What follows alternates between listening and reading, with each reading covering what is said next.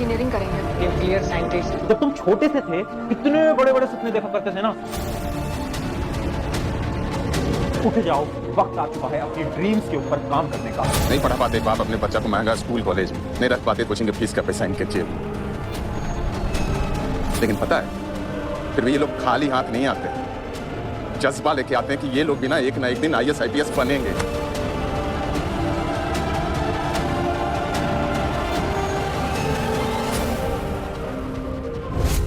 तो हाय, आज आया हूं तुमसे 1 to 1 बात करने। आज आया हूं तुम्हारे प्रशांत भैया का कर्तव्य पूरा करने। कैसी चल रही है जिंदगी? यहां पर ना एक शब्द लिखा है पीछे, ड्रीम, सपना।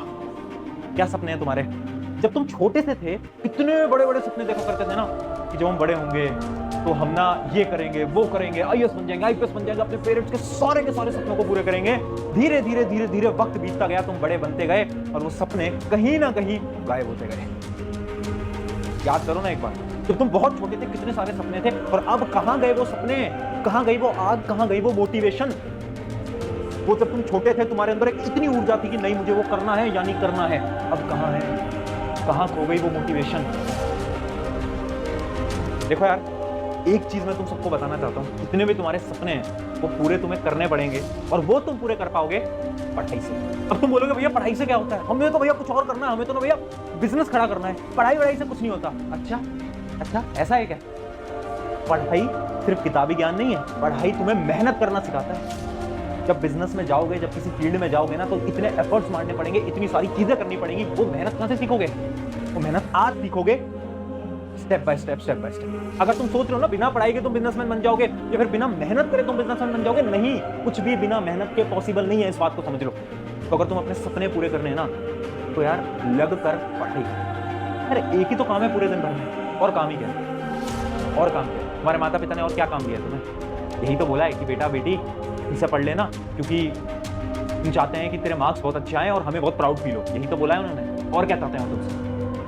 एक काम है पूरे दिन का, अगर वो भी तुम शिद्दत से नहीं निभाओगे तो तुम्हें कैसे लगता है कि तुम जिंदगी में कुछ बड़ा कर लोगे? ऑनेस्टली बोल रहा हूं, रियलिटी बता रहा हूं, डिमोटिवेट नहीं कर रहा हूं, सच्चाई बता रहा हूं। अगर तुम एक काम पे अपने एफर्ट्स नहीं लगा रहे हो, तुम्हें लग रहा है तुम बड़े होकर तुम कुछ बड़ा कर लोगे, नहीं कर पाओगे दोस्त, नहीं कर पाओगे। ये रियलिटी है, ये कोई और नहीं बोलेगा। आज मैं तुम्हें बता रहा हूं, ये रियलिटी है। अब तुम बोलोगे भैया पढ़ाई करनी तो है, बट ना बहुत सारे रीजंस हैं जिनकी वजह से हम नहीं कर पाते। जैसे कि बीच में क्या हुआ था ना, मेरी ना तबीयत खराब हो गई थी। उसके अलावा भैया मेरे जो टीचर है ना, जो मेरे स्कूल वाले टीचर हैं, होमवर्क बहुत देते हैं, वो पढ़ाते अच्छा नहीं है, वो ये नहीं करते, वो नहीं करते, मेरे पेरेंट्स ये हैं, ऐसे हैं, वैसे हैं, ऐसे हैं। कब तक झूठ बोलोगे? कब तक बहाने दोगे? ये बहाने हैं, बहाने। मैं अपनी तुम्हें कहानी बताऊं, क्लास 12 बोर्ड्स की यह कहानी है। जब मार्च का समय चल रहा था, बोर्ड एग्जाम थे, और बोर्ड एग्जाम के बीच में मुझे बीमारी हो गई थी, जिससे कि आपका ये जो गला होता है ये स्वेल कर जाता है, फूल जाता है। 3 दिन 4 दिन कॉन्टिन्यूस फीवर रहा था और एग्जाम चल रहे थे, बोर्ड एग्जाम 12वीं के। क्या करा? गिव अप नहीं करा दोस्त, मैंने उस समय पर भी लग कर पढ़ाई, क्योंकि मुझे पता था ना कि यार मुझे तो अपने सपने, अपने ड्रीम्स को पूरा करना है। तो मैंने उस समय पर भी लग कर पढ़ाई करी। मैंने सोचा ठीक है, एक ऐसी सिचुएशन में हूं मैं आज के समय पर जहां पर मैं थोड़ा बीमार हूं, सेहत थोड़ी बेकार है, बट जितना हो पाएगा उतना बेस्ट लगाऊंगा। ये माइंडसेट बहुत इंपॉर्टेंट है। पता है जिंदगी में ना हमेशा तुम्हारे पास 2 ऑप्शन है। पहला ऑप्शन ये होगा कि तुम बोलो यार काश अगर मैं इस एग्जाम में बहुत मेहनत कर लेता या कर लेती तो मेरा हो जाता।